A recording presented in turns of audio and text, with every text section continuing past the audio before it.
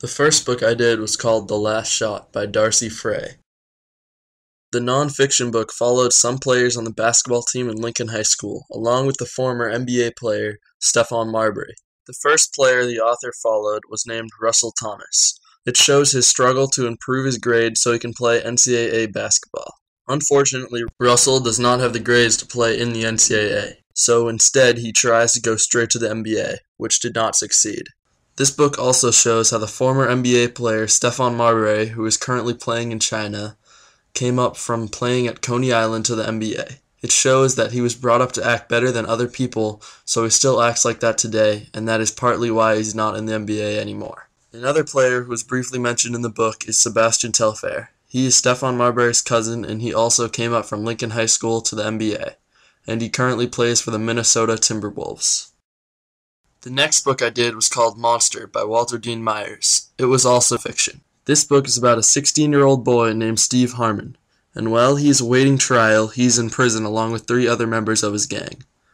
While he is in prison, he learns that if he is found guilty, he might be there for the rest of his life, even if he was only a lookout. Steve is confused on whether he is the monster the district attorney sees him as. This book was written in 2 different forms, both screenplay and diary. While the diary was not bad to read, the screenplay got very boring at some times from long stage directions. The next book I did was called Bleachers by John Grisham, and it was fiction. This story is about Neely Crenshaw, who was a very good quarterback who was expected to go very far in his career, but it was stopped short by a knee injury when he was hit hard while he was running the ball through an open lane.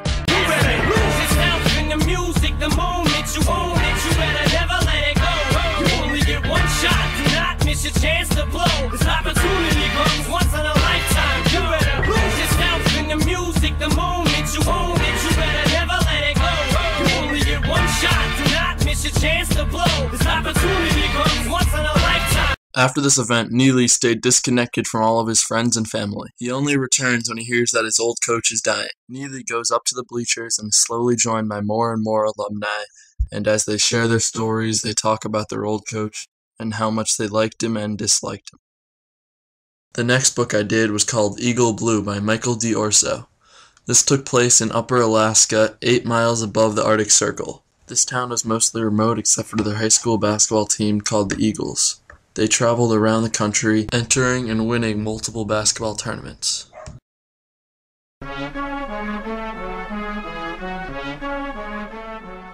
Both Eagle Blue and The Last Shot were very similar.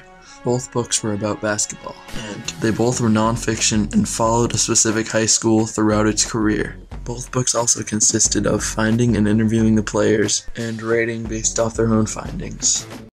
Both Monster and Bleachers were not very similar story-wise, but the main characters shared one important aspect. That is that they each had one event that caused the rest of their life to change.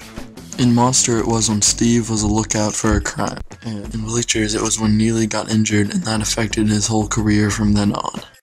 Monster had a different point of view than all of the rest of the books.